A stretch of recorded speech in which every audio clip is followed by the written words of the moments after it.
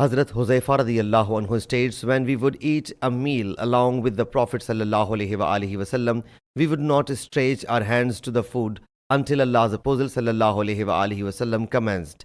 Once we were having a meal with Allah's Apostle sallallahu alaihi wasallam when a girl came in as if she had been pursued, and she was about to stretch her hand to the meal when Allah's Apostle sallallahu alaihi wasallam seized hold of her hand.